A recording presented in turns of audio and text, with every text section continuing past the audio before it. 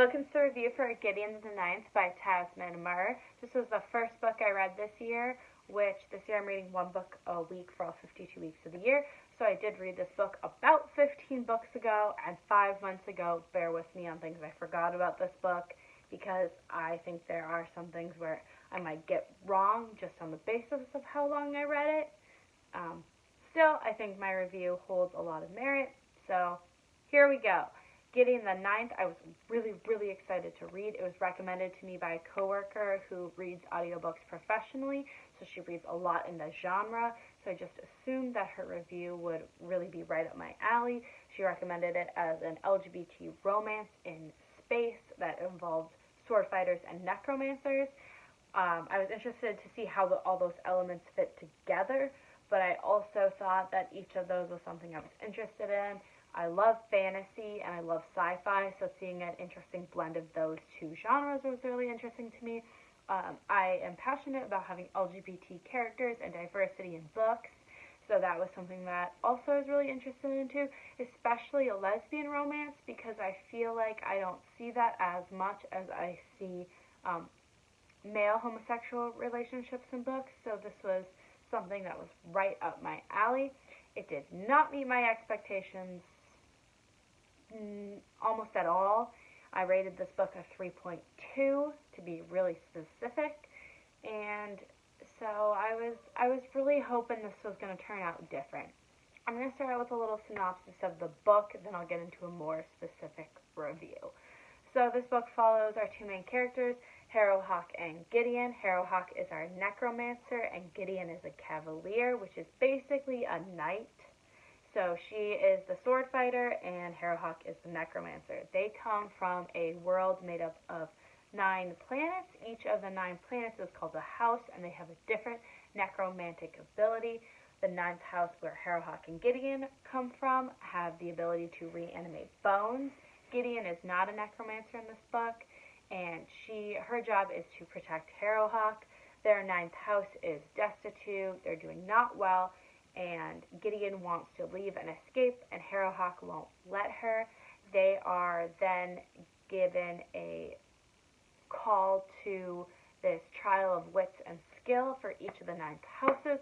Whichever the 9th houses proves themselves to be worthy gets the ability to be immortal, and they also get the ability to be, I can't remember the exact term for what it's called, but basically they are considered the best of the 9 houses, the coolest, the best, those types of descriptors. Look it up in a thesaurus. Best and coolest is the only words I can think of. So they go off to do this trial. It breaks down to kind of a set of puzzles with doors and keys, and then a murder mystery thrown in. That's all you really need to know about the plot. I already feel like that was a lot of information. So I'll start talking about my review. I'm going to start out with the world building and magic system, some of the only things I really enjoyed about this book. Then I'll go into the writing style, which I was okay with, and then the characters, romance, and plot, none of which I liked, which leads to why I didn't rate this book super highly. I also think, for me, while a bad magic system I can kind of ignore, even though I appreciate a good one, I can't ignore both bad characters and bad plot. That's a lot. So anyways, the magic system in this book, the necromancy, is really cool. I really enjoyed it. I thought that they did a good job of defining each of the 9 types of necromancy, how they work and why they work, the limitations, and how to push past those. I thought that was really well done.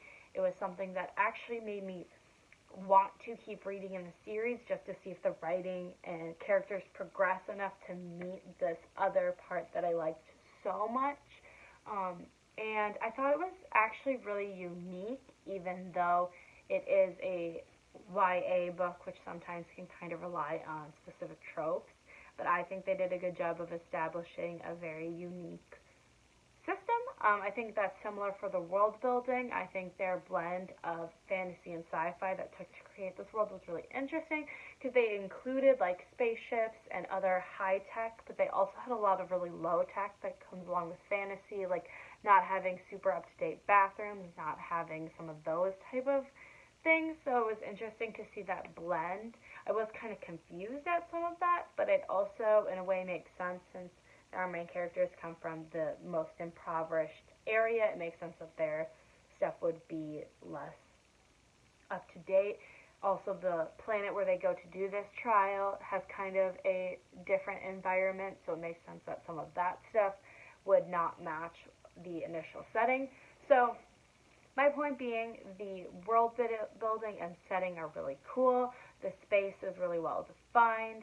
You don't really learn about any of the other 8 houses' planets. You learn about their necromancers and cavaliers that come to the trial, but not what living on those other planets is like. I think that could have been a cool thing to explore, maybe in a different book, since they do have so many elements. So the writing style, I don't really have a lot to say about. I thought it was well-paced and interesting. I will say that this goes into character a little bit, but the way they wrote the characters and how the dialogue was a letdown compared to the action scenes, which I thought were written well, but the dialogue, more quiet scenes were not written well. So it's a toss-up. So here's where we get to the parts I did not like, which I have a lot to say about.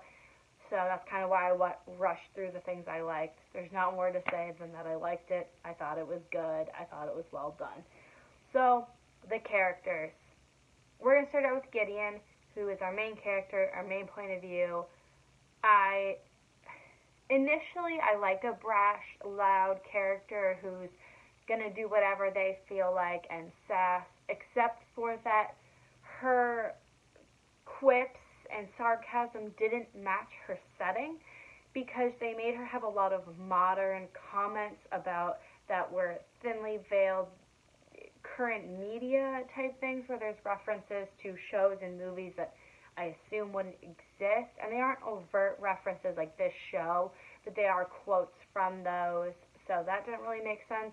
There's a big emphasis on the fact that she looks at dirty magazines, which I think is a point to make her like tough and edgy, but really is just weird, because who publishes that magazine?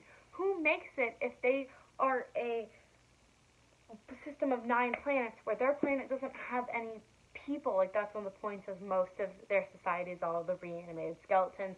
They have a really small population with really devout monks and nuns. That's a key point, is the religious atmosphere of that planet. So who is making the dirty magazine she's reading? It makes no sense. I guess it's kind of a plot hole, but it's also bad character development. Harrowhawk, I liked her character slightly more, but she's not likable, and she's not supposed to be likable until the end, but I feel like the ending didn't pay off. I still just was confused at who she was and why I should like her. I guess like she has a backstory, but it didn't really say much to me. I mostly just feel nothing towards her, which is not helpful when I already don't like the other main characters. Now there's all the additional characters, which are the 8 other necromancers and cavaliers, and for the most part, they were in and out of the book so much that you don't learn anything more about them than that they exist, and if they like Gideon or not. That's kind of the 2 dividing camps. So there's nothing to know about them or like about them. They're just there. So why would I be invested in if they live or die or win the trial or anything if I don't really care about any of the characters, and the only character I do care about you're supposed to root for but I don't like? So that led me to not really enjoying this book. Also, they have this weird plot point where Gideon isn't allowed to talk for a significant amount of the book to anyone but Harrowhawk, because she will make the other houses look down on them, and she is less, I don't know, professional sounding would be what the term I would use. And if you're going to make a character who's all sarcastic and broody, even though I don't like any of her dialogue, it still doesn't make sense to then all of a sudden make her silent for a good portion of the book and only talks to one character. I think it was kind of a plot point to make her have to be this, like, not omniscient, but this observer of the ongoings instead of more of a part of it. But that's not really true because her and Harrow are still doing all of these trials. And she can communicate with Harrow, but a lot of the times they don't. So I'm just left being like, either shut up or say something, and then whenever she does the opposite, I'm annoyed. So, oops. I also did not like the romance in here at all, which is, I think, the thing I'm most disappointed about. There aren't, like I said, I haven't read a lot of, especially sci-fi and fantasy, where there are lesbian characters, so I was really excited to read this romance, see how it went. And it's a enemies to lovers trope, which I actually love. I think it's a really cool dynamic, especially because to be enemies to lovers, you have to break down a lot of barriers. You have to understand one another and figure out where the miscommunication went. But here, they just made both of them, like, they made it so that both characters could potentially be likable, and you could see why they would start liking each other, except they never add in why they actually do. It's just they don't like each other, and then they find out some miscommunication, and then they like each other. But there has to be something between understanding that their grudges are, built up over miscommunication, and then a reason why they bond, and then they like each other. But there's no reason for them to bond. If anything, it would make more sense if they were just like, I don't hate you anymore. But there's not really a reason why they should all of a sudden love each other. You could say, like, oh, they went through all these trials together, but even that doesn't really make sense because a lot of the time they spend the trials ignoring each other or not talking to each other or actively disliking each other.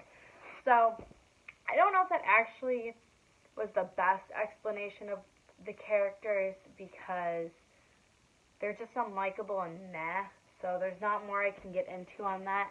And then now the other thing I didn't like, which was the plot. The plot boiled down to a very basic puzzle game murder mystery. They have to they have to find the keys to open the door, and they have to solve a puzzle to find the key, and then chaos ensues. Now, when you have so many cool elements of a book and make the plot so paint by numbers, it's apparently obvious that you're going from a really unique perspective to something really basic.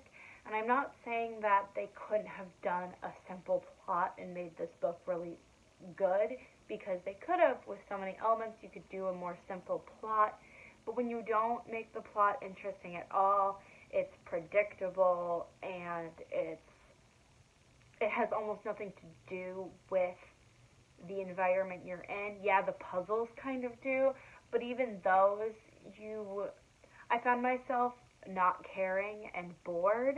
Even during the action scenes where they're sword fighting and stuff, I mostly wanted to skip through them just to find out what the ending was, and even the ending wasn't surprising. It was just like, okay.